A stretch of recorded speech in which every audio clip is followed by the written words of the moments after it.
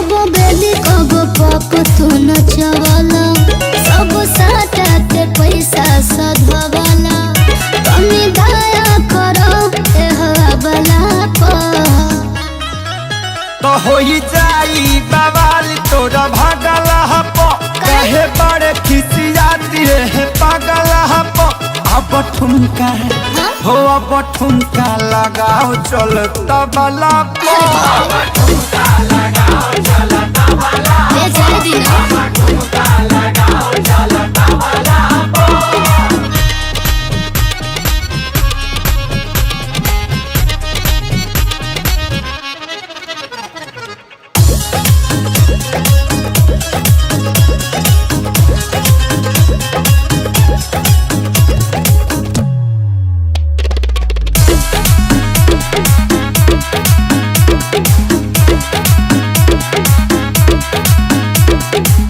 हिम्मत न करे थकल बाबा दुनिया टूट के छिटाइल बाटे कर धनिया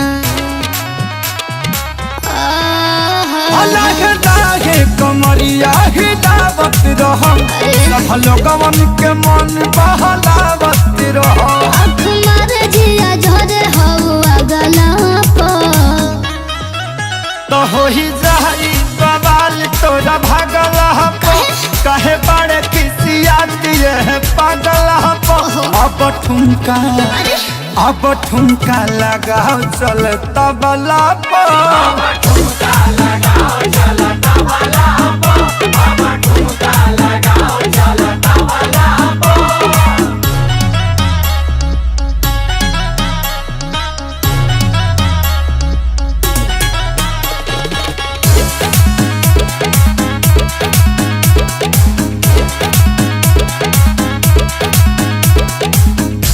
कहे नहीं खम जबूरी खेसारी निकलता रहब हमरा मुहना से गारी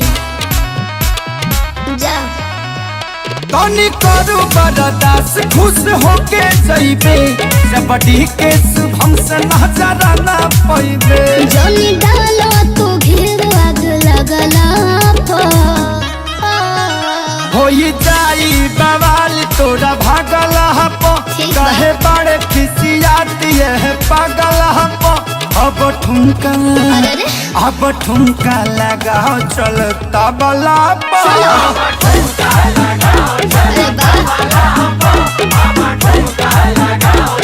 तबला दिल से रोए मगर होठों से मुस्कुरा बैठे। अजीब दिल से रोए मगर होठों से मुस्कुरा बैठे। यूं ही हम किसी से वफा निभा बैठे। वो हमें एक लम्हा दे ना पाए अपने प्यार का और हम उनके लिए जिंदगी लुटा बैठे। नजर ने नजर से मुलाकात कर ली। अजी नजर ने नजर से मुलाकात कर ली। रहे दोनों खामोश पर बात कर ली।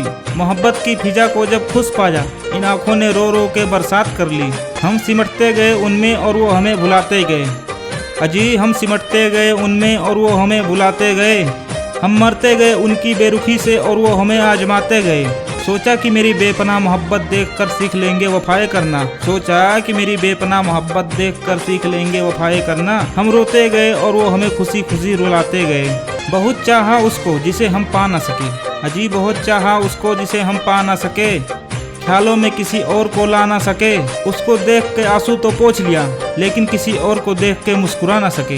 जिंदगी मिलती है एक बार। अजी जिंदगी मिलती है एक बार। मौत आती है एक बार। दोस्ती होती भी है एक बार। प्यार होता है एक बार। दिल टूटता भी है एक बार। जब कुछ होता है एक बार तो फिर आपकी याद आती है क्यों बार बार।